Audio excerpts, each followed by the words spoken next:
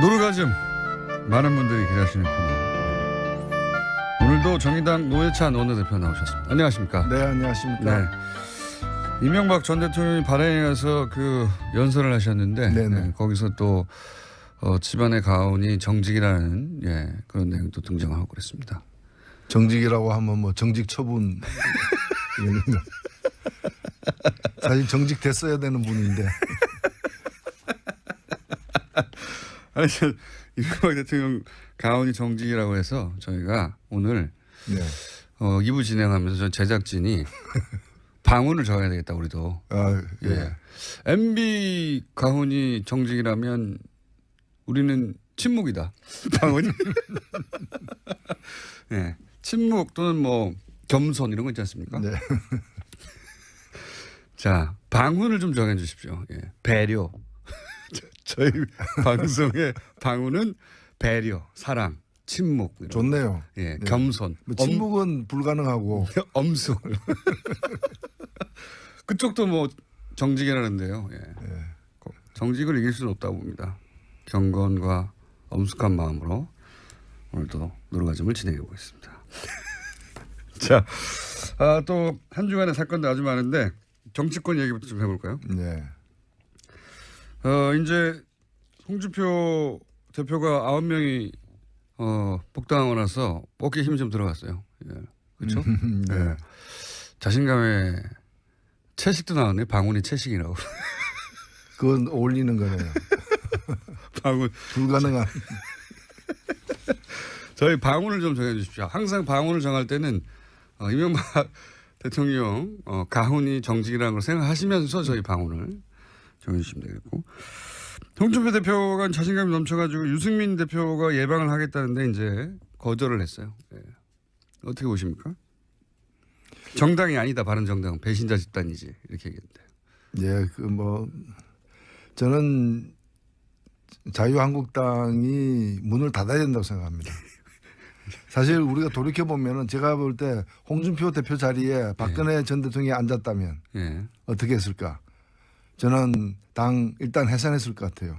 왜냐하면 지난 2002년 차떼기 사건 때 보면은 그 뭐 몇백억 돈 받은 거 그것도 큰 문제였지만은 그것 때문에 당 간판을 떼가지고 그리고 당 재산 그 당시 그 중앙당 11층짜리 건물 팔았죠. 그거 헌납했지 않습니까? 또 천안의 연수원도 헌납하고 17개 광역시도에 있는 거 다 헌납했지 않습니까? 근데 그런 정도로다가 해서 겨우 당을 살렸거든요. 근데 천막 당사 이러면서 지금 그때하고 비교할 수 없는 어떤 정권을 갖다가 내주고 그것도 중도에 그리고 국정농단 세력으로 씻을 수 없는 낙인이 스스로 찍힌 상태인데 이 책임에 그 자유한국당이 왜 책임이 없습니까? 그러면 문을 닫아야죠. 그래서 사실은 지금 이 당은 해체하고 재건축이 필요한 당이지 뭐 약간 리모델링하고 뺑기 칠하고 이래가지고 될 문제가 아니에요. 뺑기, 페인트 칠. 페인트 칠보다 뺑기 칠이 와닿긴 합니다만은. 그러니까 지금 황골 탈퇴해야 되는데 지금 그 제스처만 취하고 있는 상황인데 왜 이 정도밖에 안 하냐. 오히려 황골 탈퇴는 유승민 대표가 하고 있다고 저는 봅니다. 물론 이제 세력이 너무 적기 때문에 미약하기도 하고 걱정되기도 하지만은 오히려 그 길로 가야죠. 버리고 갔어야죠.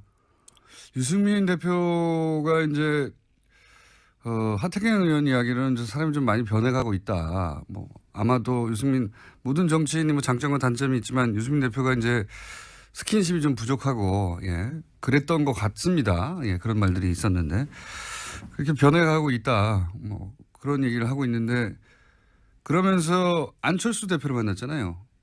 예. 이거는 어떤 포석입니까? 어떻게 대화하려고 하는 겁니까? 그림이 뭘까요? 아니 뭐 만날 수 충분히 있는 거고 또 서로가 좀 비슷한 처지에 놓여 있는 면도 있는 것이고 그래서 그런 서로의 필요 때문에 만나는 건 얼마든지 있을 수 있다고 봅니다. 첫 번째 만남이 다만 그거니까. 그렇죠. 근데 아마도 뭐 양현 씨 노래 중에 보면 이루어질 수 없는 사랑이라고 있는데 이루어질 수 없는 사랑.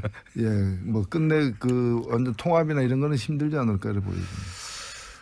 안철수 대표 쪽에서 오히려 더 뭐랄까요 간절한 것 같아요 지금. 그렇죠. 전혀 뭐 손해 볼 게 없는 게임이라고 보고 있는 거죠. 네, 흡수 합병 흡수합병. 더 나쁘지 않다고 그렇게 보는 거죠. 사실상 사람들은 당대당 통합이라 하더라도 흡사병처럼 보이겠죠. 예. 근데 그게 실제로 가능한가에 대해서는 의문이 있는 것이 예. 그 국민의당 그렇게 되려면 그게 완전 통합이라는 이런 수준으로 간다면은 조용히 이렇게 몇 명이 들어와서 숫자가 늘어나는 정도가 아니라 어떤 그 정체성까지도 이렇게 서로 타협을 해야 되는 상황까지 간다면은 호남을 갖다가 버리고서나 가능한 일이 아니겠는가라는 거고 바른정당도 작긴 하지만은 바른정당 내에서 이대로 가기 힘들다라고 하는 분들은 다 국민의당으로 가자는 게 아니고 자유한국당으로 가자는 거거든요. 그 이탈파들은 이탈 예정파들은 그렇기 때문에 그걸 양당의 통합을 강행하려면은 바른당에서도 그 영남 쪽 어떤 근거를 두는 분들을 그 떼놓고 가야 되는 온전히 두 당이 있는 대로 합해지긴 힘든 그 조기에 안철수 대표는 그것까지도 괜찮다고 생각하시는 게 아닐까 싶은 행보인 것이 뭐 호남계 의원들이 당연히 그 바른정당과 합치는 데 있어서 햇볕 정책에 대한 뭐 견해 차이가 워낙 크고 바른정당하고 대북 정책에 대한 그 견해 차이가 워낙 커서 호남계 그 의원들은 우리가 그거 버리고 갈 수는 없다 얘기하고 있지 않습니까? 근데 그럼에도 불구하고 계속 같은 방향으로 나아가는 걸 보면 안철수 대표의 그림은 그런 거 아닐까요? 그 호남계 의원들이 일부 떨어져 나가더라도 상관없고 그래서 조금 더 색깔이 보수에 가까워지는 것도 개의치 않고 그리고 이제 유승민 의원과 그렇게 이제 호남계 의원들이 일부 떨어져 나온 다음에 합치고 자유한국당의 대선 후보가 누가 있냐. 홍준표 후보가 다시 대선 후보로 나올 수 있겠느냐. 이미 한번 실패했는데 그러면은 이제 보수정당 그 자유한국당에서도 주자도 그렇게 뚜렷하지 않으니 거기서 또 일부 떨어져 나와서 이렇게 세력을 합쳐서 중도 보수의 선두주자 뭐 이런 그림을 그리고 있는 게 아닐까. 그렇죠. 처음에 새정치할 때는 그 개혁 정치 개혁으로서 정치 시작을 했었지만은 결국에 이제 거기서 자리를 잡지 못하고 또 자리를 만들지도 못하고 계속해서 이제 역함 해가지고 저 뒷칸으로 가는지 1호차를 탔는데 지금 이제 차는 계속 달리고 있는데 저 뒷칸으로 이렇게 해서 보수 정치에서 보수 영역에서 새 정치를 해보자. 이제 그런 쪽으로 가고 그렇게 보이죠. 그렇게 보여지죠. 예, 점점 보수화되고 있는 것 같습니다. 그래서 온전히 통합이 아니라 일부 이제 이탈하더라도 상관없다고 생각하는 게 아닐까. 그렇죠. 내쫓지는 않겠지만은 나가는 건 말리진 않겠다라고 그런 뉘앙스로 또 얘기를 하기도 했죠. 예, 그런 스탠스인 것 같습니다. 그래서 그걸 새로운 3당 합당처럼 바라보는 게 박지원 전 대표인 것 같고 그렇게 합쳐지려고 하는 게 아니냐. 그런 제안은 받을 수 없다. 이런 게 이제 박지원 대표를 위시한 호남계 의원들의 생각인 것 같은데 가능할까요? 이 새로운 형태의 3당 합당이? 조기에 가능하지는 않을 거고요. 그것을 뭐 가능성이 일단 저는 적고 또 그걸 얻으려고 했을 때 그 놓아야 될 그 감수해야 될 어떤 손실도 있기 때문에 최대치가 지방선거 때 광역단체장 그 유력 광역단체장 후보 중심으로 한 선거연대가 아닐까 이렇게 보여지고 후보 그게 가능하려면은 본인이 나가야만 그 그림도 가능하다. 본인이 안 나간 채 본인이 안 나간 채 그냥 경기도는 누구 원래대로 누구 뭐 그 다른 서울은 누구 이런 식으로 나누어 가지고는 시너지 효과가 없기 때문에 그냥 나누기만 할 뿐이지 어차피 다 못 나가니까 서로 취약 지역의 후보를 다 상대방 후보를 인정해 주는 그런 정도의 대단히 강도가 약한 연대이기 때문에 이걸 강도를 좀 세게 하려면은 걸어야죠.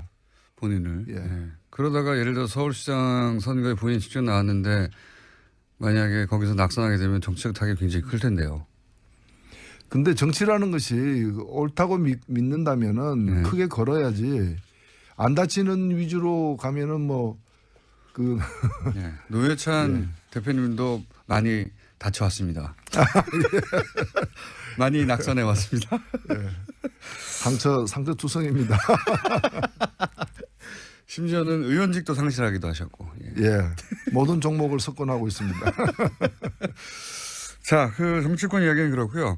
최근에 MBC 사태는 이제 해결되어 갈 조짐이 보입니다. 이거 어떻게 평가하십니까? 네, 뭐 MBC는 이제 한 고비를 넘겼다고 보여지고 네. 이제 한 달 이내에 새 사장이 선임되면은 이제 빠르게 정상화되지 않을까 보여지는데 반면에 이제 KBS가 좀 시간이 많이 걸리게 지금 그렇죠. 되어 있습니다. KBS 고대영 사장은 방송법이 통과되면 이제 그때 가서 거취를 결정하겠다는 건데 이 말은 안 하겠다는 거잖아요. 예.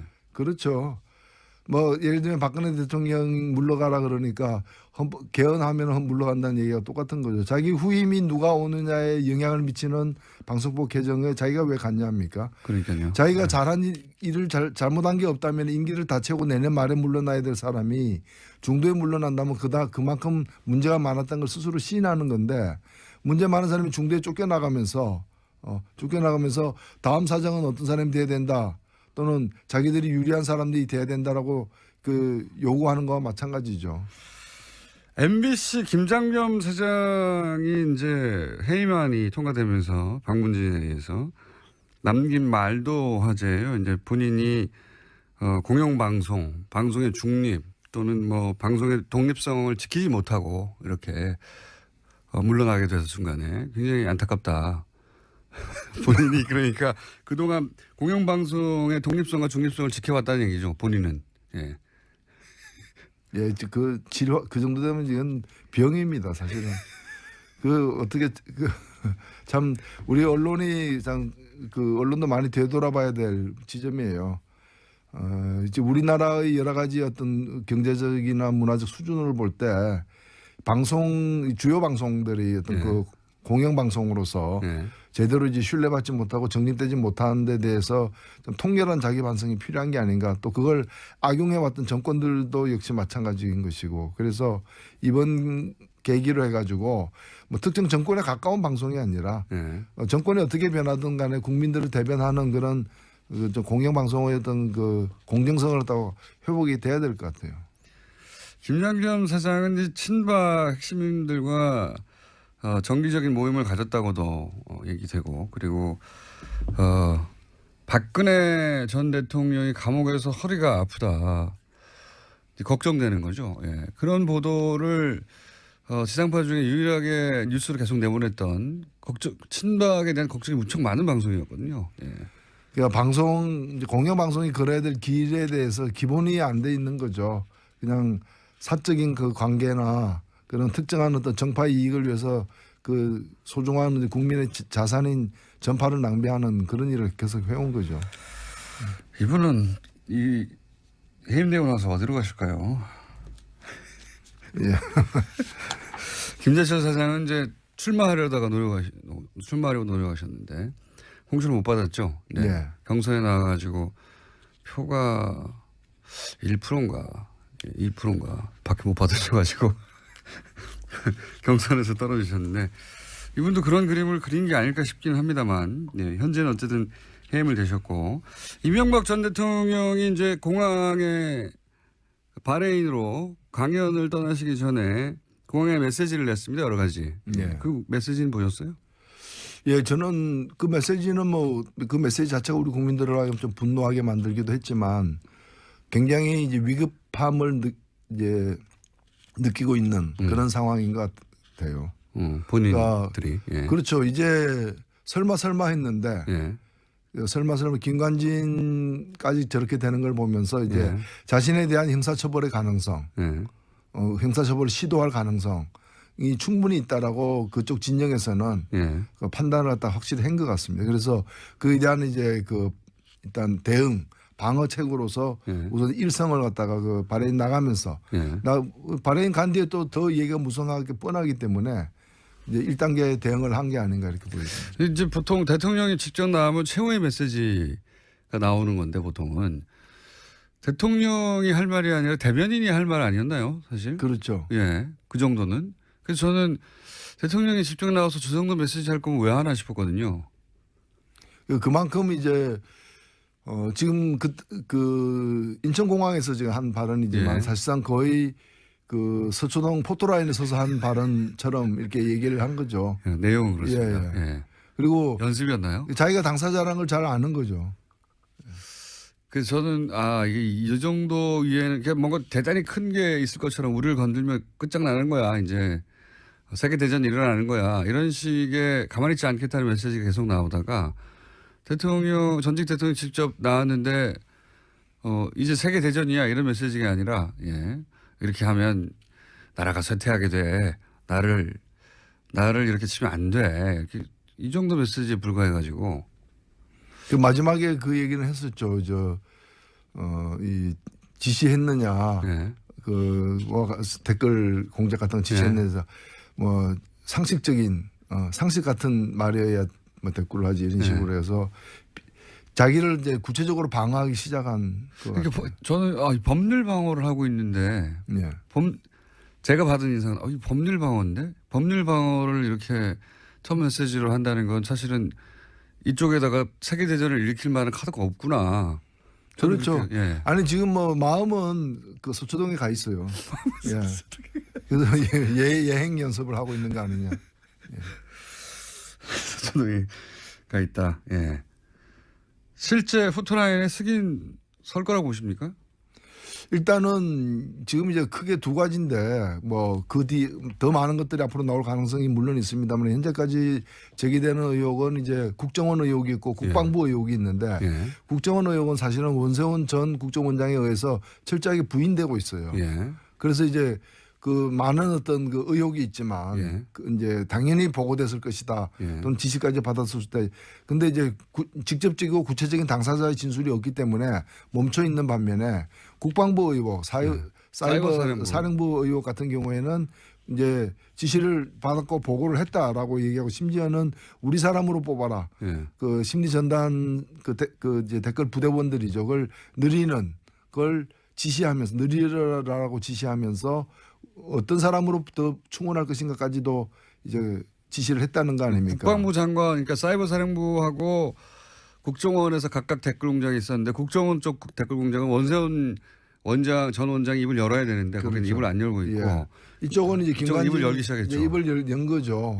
그러면 이제 그 구체적 진술이 있었던 겁니다. 그러면 거기에 대해서 어쨌든 내가 진술을 그렇게 지시한 거다라고 시인하든가 아니면 내가 지시한 말의 뜻은 딴 내용이었다라고 이렇게 발뺌하거나 어쨌든 진술을 할 필요가 생긴 거죠. 그렇죠. 그래서 그 진술을 갖다가 서면으로 받느냐 출두시켜서 받느냐 아니면은 이제 그 출장 나가서 받느냐에 따라 이제 방법론만 남아있을 뿐. 그 남아있을 뿐 진술 받는 거는 불가피하다. 현재까지는. 그래야 이 이제 수사가 매듭이 지어지다 그 다음 페이지로 넘어갈 수 있다라는 거죠. 그렇죠. 당사자니까.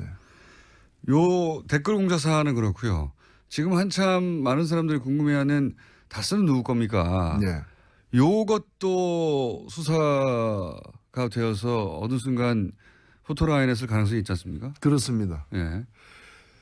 일단은 수사는 그 수사 진척 정도를 우리가 뭐 알 수 없고 알 수 없긴 합니다만은 지난 국정감사에서 서울중앙지검장이라거나 또는 검찰총장이라거나 법무부 장관이 한 발언에 따르면은 이것을 수사 못할 이유가 없다라는 거고 그 뭐 문제가 발견되면 해야 한다. 해야 된다는 거죠. 그래서 이미 게시되었는지 안 됐는지도 확인이 지금 안 되고 있는 상황이죠. 그러니까요. 그거는 댓글 공작보다는 좀 은밀히 진행되고 있는 것 같긴 합니다. 검찰 내에서. 그렇죠. 사건이 성립되는지 따져보고 있는 거 수준인 것 같고. 그럼 내년쯤 돼야 이거는 윤곽이 좀 나오겠네요. 계속되는 상황이죠.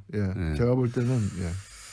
요즘 또 한 갈래로 자원 외교 얘기도 그 중간중간 나오지 않습니까? 볼레로 광산 얘기도 오늘 나왔던데. 이 자원 외교 쪽은 어떻게 보십니까? 뭐 이미 저쪽에서는 이건 정책적 결단으로 이루어진 사업 중에는 성공한 것도 있고 실패한 것도 있는데 그걸 다 형사처벌의 대상으로 삼으면 되느냐. 기본 그리고 문제가 많았다는 거죠. 특히 근데 자원외교 같은 경우에도 상식적으로 정책적 판단의 미스로 벌어진 것인지 아니면 말도 안 되는 이제 그냥 뭐 직무유기에 가까운 그러한 일탈 행위로 인해 가지고 빚어진 참사인지는 혹은 사기인지요. 그것도 하나 따져주십시오. 그렇죠. 그리고 뭐 사실은 뭐 우리가 그런 예가 많았습니다만은 이미 예정된 사기 있죠. 이제 그 과정을 통해서 뭔가 옆으로 빼돌리는 그걸 예정하고 이제 진행하는 일도 과거에 보면은 그런 대형 비리로서 있었기 때문에 이 자원외교와 관련해서 철저한 어떤 이 좀 조사가 필요하다고 봅니다. 근데 자원외교가 국내에 있었던 비리 사건하고는 다르게 해외에서 벌어졌다 보니까 돈을 추정하기도 어렵고 굉장히 수사가 어려워요. 그래서 다 왜 해외에서 했는지 모르겠는데 이게 과연 밝혀질까요? 쉬운 일은 아니죠. 굉장히 어려운 일이다. 지금도 뭐 해외 계좌설은 뭐 끊임없이 지금 나옵니다만은 구체적인 물증을 잡기가 만만치는 않은 것 대목이죠. 자원외교야말로 사실 단위가 국내에 있는 뭐 사건들 몇백억, 뭐 천억 이런 거하고 차원이 다르지 않습니까? 조 단위로 보통 이루어졌기 때문에. 그 다음 정권하고 비교가 많이 되는 대목이죠. 박근혜 정부는 워낙에 뭘 안 했기 때문에 뭐 미용 시술이나 이런 거 소소한 거 말고는 한 게 별로 없기 때문에 크게 한 게 K스포츠 미르재단 이런 정도였던 거죠. 그러니까 그 여러 가지로 이제 법을 어긴 거에는 문제지만 규모는 그렇게 크지 않은 반면에 민간인이 닦여서 잡힌 거죠. 그 전 정부는 굉장히 큰 걸 많이 했죠. 시스템적으로 했습니다. 이게 훨씬 더 많은 그 세금이 날아가고 지금까지도 피해를 입히고 있는 건데 이거를 해결하기가 정말 어려워요. 네, 뭐 길고 짧은 건 대봐야 알죠. 뭐 지금까지 잘 감춰왔다 해서 앞으로 안 드러나라는 법은 없는 거니까요. 자, 자원외교가 정말 어렵습니다. 내용도 어렵고 해외에서도 벌어졌고 검증하기도 어렵고 이거는 정책에 불과했다. 정책적 실패 이렇게 해버리면 그렇게 방어해 왔습니다. 지금까지 네. 7, 8년간 그렇게 방어해 왔는데 문재인 대통령 최근에 이제 해외 순방은 종합적으로 어떻게 평가하십니까? 예, 일단 뭐 무난하게 취임 6개월 만에 그 굉장히 외교적으로 이제 힘들고 어려운 맞습니다. 그리고 대단히 복잡하고 대단히 이제 좀 불안정한 고차원 방정식을 물려받았죠 사실. 근데 일단은 뭐 대미 관계나 대중 관계를 중심으로 해가지고 초기 좀 이 뭐 진화가 된 것 아닌가. 봉합 수준이 된 것 같아요. 예, 그래서 상당히 저는 뭐 그 다행스러운 결과다 이렇게 생각됩니다. 신남방 정책 이건 뭡니까? 어떻게 보십니까?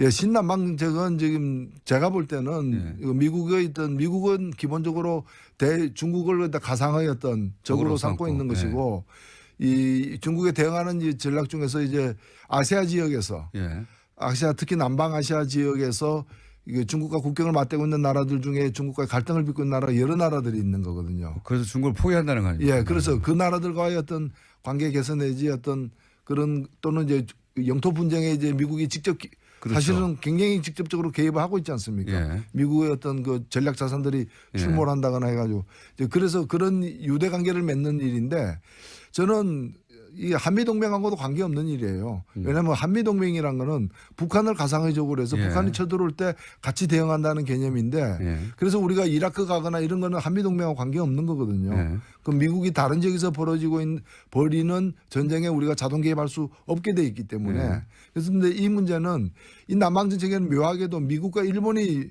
군사적인 어떤 유착 관계를 통해 가지고 이 남방정책을 같이 펴고 있어요.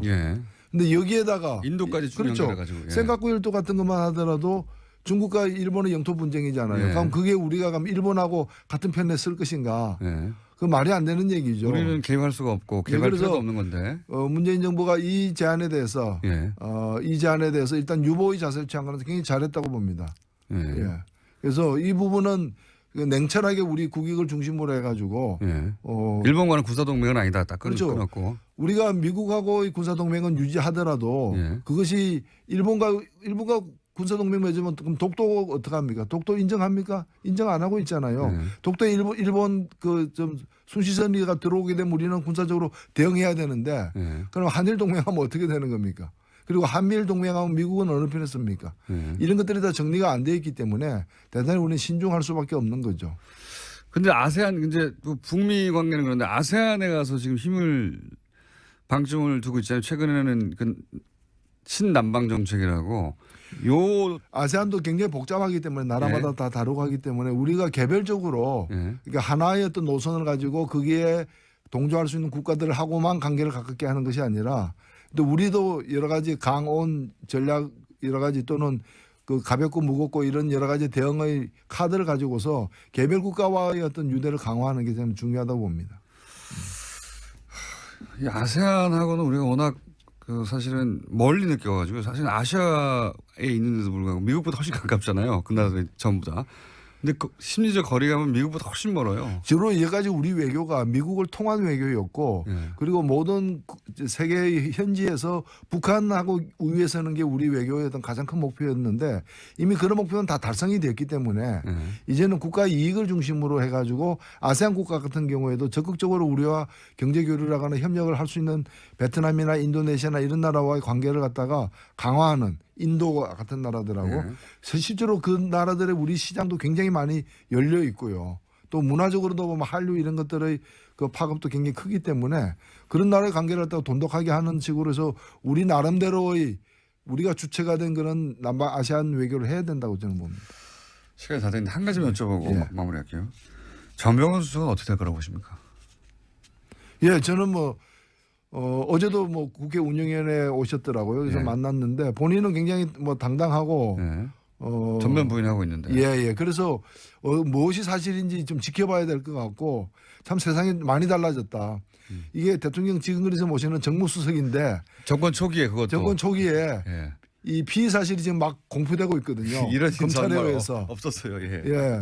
과거 정권에서 보기 힘든 예. 장면이다 봅니다. 한편으로는 굉장히 긍정적인 예 그렇게 해석하면 네. 그러니까 청와대하고 조율 안 했다는 거거든요. 예. 전혀 조율이 안 된 거죠. 청와대에서 불만이 많다고 수석 정도 수사하려면 최소한 통지는 해줘야 될 거 아니냐고. 예. 근데 어떻게 합니까? 검찰을 그렇게 통제하지 않겠다고 선언했는데요. 예. 우명우도 없고. 자, 전병헌 수석이 이런 건 있는 것 같습니다. 본인이 스스로는 무죄라고 하는데 그걸 입증하기도 쉽지 않고 유죄를 입증하는 것도 만만치 않고 저는 그럴 거라고 봅니다. 이 사안은. 예. 이 문제는 이런 거는 유죄가 입증돼야지 무죄가 입증되는 건 아닙니다. 그렇죠. 그러니까 문제 제기하는 쪽에서 이걸 갖다가 제가 일단 입증을 해야 되는 되죠. 거죠. 근데 방어하기도 만만치 않은 사안이라고 저는 봅니다. 예. 자, 벌써 시간이 한참 지났네요. 예. 저희는 겸손하고 침묵을 지키는 방송입니다. 방운 침묵. 예, 이 오클랜드에서 보내왔네요. 아, 오클랜드에서 예, 청취자 한 분이 직접 그림을 그려가지고 뉴스 공장에 보내온 예. 커리커처인데 이게 굉장히 잘 그린 것 같아요. 얼굴이 제가 한 3분의 1밖에 안 되네. 예리하기 짝이 없는 그림입니다. 저희가 페이스북에 올리겠습니다. 지금까지 정의당 노회찬 원내대표였습니다. 감사합니다. 네, 감사합니다. 정치 개혁으로서 정치 시작을 했었지만은 결국에 이제 거기서 자리를 잡지 못하고 또 자리를 만들지도 못하고 계속해서 이제 역함 해가지고 저 뒷칸으로 가는지 1호차를 탔는데 지금 이제 차는 계속 달리고 있는데 저 뒷칸으로 이렇게 해서 보수 정치에서 보수 영역에서 새 정치를 해보자. 이제 그런 쪽으로 가고 그렇게 보이죠. 예, 그렇게 보여지죠. 예, 점점 보수화되고 있는 것 같습니다. 그래서 온전히 통합이 아니라 일부 이제 이탈하더라도 상관없다고 생각하는 게 아닐까. 그렇죠. 내쫓지는 않겠지만은 나가는 건 말리진 않겠다라고 그런 뉘앙스로 또 얘기를 하기도 했죠. 예, 그런 스탠스인 것 같습니다. 그래서 그걸 새로운 3당 합당처럼 바라보는 게 박지원 전 대표인 것 같고, 예, 그렇게 합쳐지려고 하는 게 아니냐. 예.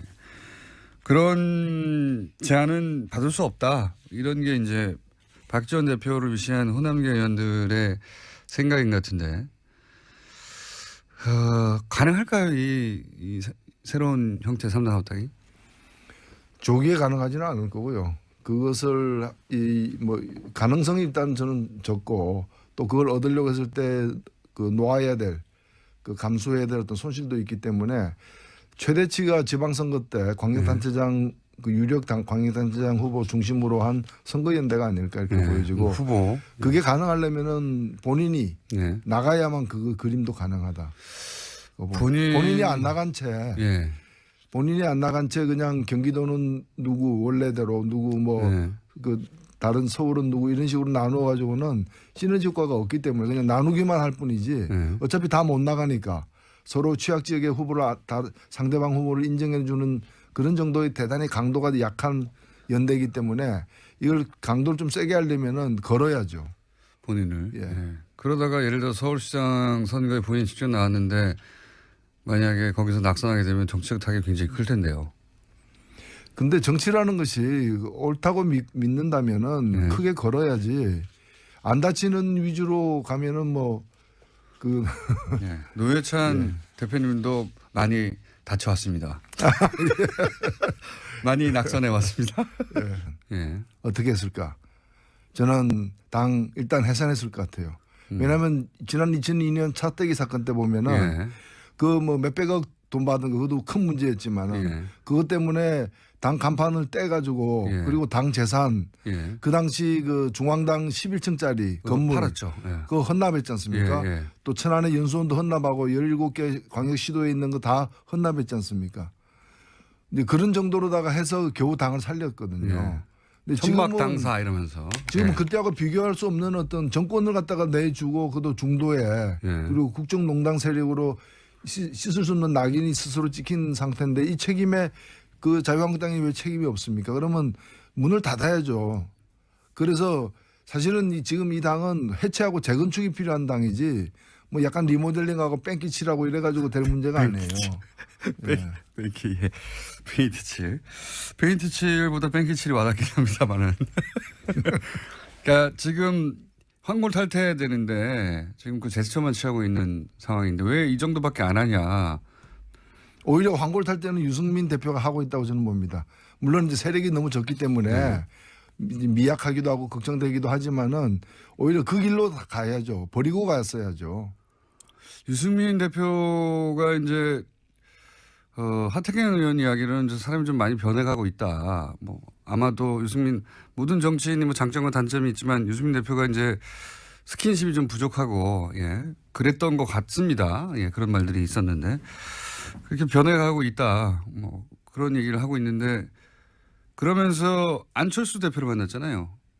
예. 이거는 어떤 포석입니까? 어떻게 대화하려고 하는 겁니까? 그림이 뭘까요? 아니 뭐 만날 수 충분히 있는 거고 또 예. 서로가 좀 비슷한 처지에 놓여 있는 면도 있는 것이고 예. 그래서 그런 서로의 필요 때문에 만나는 건 얼마든지 있을 수 있다고 봅니다. 첫 번째 만남이 다만 그거니까. 예. 그렇죠. 근데 아마도 뭐 양현 씨 노래 중에 보면 이루어질 수 없는 사랑이라고 이럴 있는데 수 없는 사람. 예, 뭐 끝내 그 완전 통합이나 이런 거는 힘들지 않을까 를 보여집니다. 안철수 대표 쪽에서 오히려 더 뭐랄까요 간절한 것 같아요 지금. 상처 투성입니다. 심지어는 의원직도 상실하기도 하셨고. 예. 예, 모든 종목을 석권하고 있습니다. 자, 그 정치권 이야기는 그렇고요. 최근에 MBC 사태는 이제 해결되어 갈 조짐이 보입니다. 이거 어떻게 평가하십니까? 네, 뭐 MBC는 이제 한 고비를 넘겼다고 보여지고 네. 이제 한 달 이내에 새 사장이 선임되면은 이제 빠르게 정상화되지 않을까 보여지는데 반면에 이제 KBS가 좀 시간이 많이 걸리게 지금 그렇죠. 되어 있습니다. 네. KBS 고대영 사장은 방송법이 통과되면 이제 그때 가서 거취를 결정하겠다는 건데 이 말은 안 하겠다는 거잖아요. 네. 그렇죠. 뭐 예를 들면 박근혜 대통령 물러가라 그러니까 개헌하면 물러간다는 얘기가 똑같은 거죠. 자기 후임이 누가 오느냐에 영향을 미치는 방송법 개정에 자기가 왜 갔냐 합니까? 그러니까요. 자기가 잘한 일을 잘못한 게 없다면 임기를 다 채우고 내년 말에 물러나야 될 사람이 중도에 물러난다면 그만큼 문제가 많았다는 걸 스스로 시인하는 건데 문제 많은 사람이 중도에 쫓겨나가면서 다음 사장은 어떤 사람이 돼야 된다. 또는 자기들이 유리한 사람들이 돼야 된다라고 그 요구하는 거와 마찬가지죠. MBC 김장겸 사장이 이제 해임안이 통과되면서 방문진에 의해서 남긴 말도 화제예요. 이제 본인이 공영방송, 방송의 중립 또는 뭐 방송의 독립성을 지키지 못하고 이렇게 물러나게 돼서 순간에 굉장히 안타깝다. 본인이 그러니까 그동안 공영방송의 독립성과 중립성을 지켜왔다는 얘기죠. 본인은. 예. 예, 그 치료 그 정도 되면 이건 병입니다, 사실은. 그 어떻게 참 우리 언론이 그 언론도 많이 되돌아봐야 될 지점이에요. 이제 우리나라의 여러 가지 어떤 경제적이나 문화적 수준을 볼 때 주요 방송들이 어떤 예. 그 공영 방송으로서 예. 제대로 이제 신뢰받지 못하고 정립되지 못하는 데 대해서 좀 통렬한 자기 반성이 필요한 게 아닌가. 또 그걸 악용해 왔던 정권들도 역시 마찬가지인 것이고. 그래서 이번 계기로 해가지고 뭐 특정 정권에 가까운 방송이 아니라 예. 정권이 어떻게 변하든 간에 노르가즘 많은 분들이 기대하시는 코너. 오늘도 정의당 노회찬 원내대표 나오셨습니다. 안녕하십니까? 네, 안녕하십니까? 네. 이명박 전 대통령이 발행에 가서 그 연설을 하셨는데 거기서 또 집안의 가훈이 정직이라는 그런 내용도 등장하고 그랬습니다. 정직이라고 하면 뭐 정직 처분 이런 거. 사실 정직 됐어야 되는 분인데. 아니, 이명박 대통령 가훈이 정직이라고 해서 저희가 오늘 2부 진행하면서 전 제작진이 방언을 적어야 되겠다 우리도. 아, 예. MB 가훈이 정직이라면 우리는 침묵이다. 방언이. 네. 침묵 또는 뭐 겸손 이런 거 있지 않습니까? 네. 자, 방언을 좀 정해 주십시오. 배려. 저희 방송의 방언은 배려, 사랑, 침묵. 좋네요. 겸손. 뭐 침묵은 불가능하고. 엄숙. 그쪽도 뭐 정직이라는데요. 정직을 이길 수는 없다고 봅니다. 경건과 엄숙한 마음으로 오늘도 노루가즘을 진행해 보겠습니다. 자, 또 한 주간의 사건도 아주 많은데 정치권 얘기부터 좀 해볼까요? 네. 이제 홍준표 대표가 9명이 복당하고 나서 어깨에 힘이 좀 들어갔어요. 그렇죠? 네. 자신감에 채식도 나왔네. 방언이 채식이라고. 그건 어울리는 거네요. 방언 불가능한. 저희 방언을 좀 정해 주십시오. 항상 방언을 정할 때는 이명박 대통령 가훈이 정직이라는 걸 생각하시면서 저희 방언을 정해 주시면 되겠고, 홍준표 대표가 자신감이 넘쳐가지고 유승민 대표가 예방을 하겠다는데 이제 거절을 했어요. 어떻게 보십니까? 정당이 아니다. 바른정당은 배신자 집단이지 이렇게 얘기했는데. 그 뭐 저는 자유한국당이 문을 닫아야 된다고 생각합니다. 사실 우리가 돌이켜 보면은 제가 볼 때 홍준표 대표 자리에 박근혜 전 대통령이 앉았다면 그렇죠. 전혀 뭐 손해 볼 게 없는 게임이라고 보고 있는 거죠.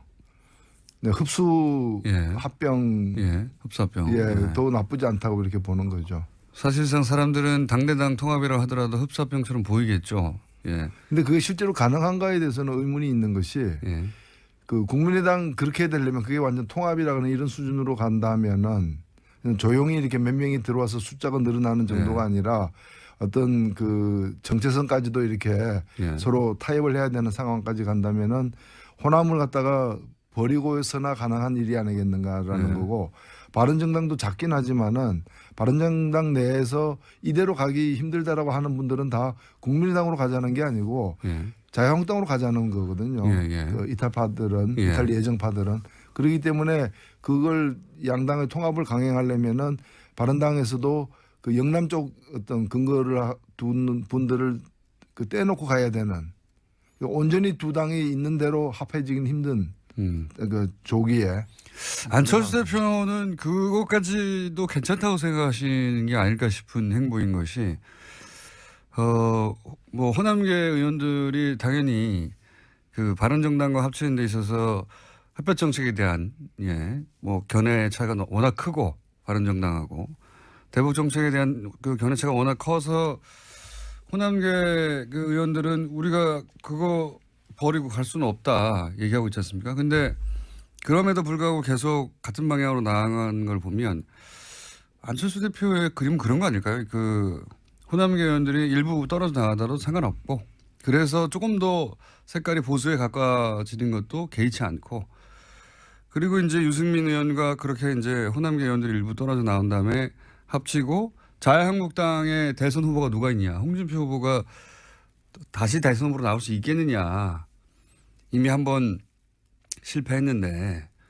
그러면은 이제 보수정당 그 자유한국당에서도 주자도 그렇게 뚜렷하지 않으니 거기서 또 일부 떨어져 나와서 이렇게 세력을 합쳐서 중도 보수의 선두주자 뭐 이런 그림을 그리고 있는 게 아닐까.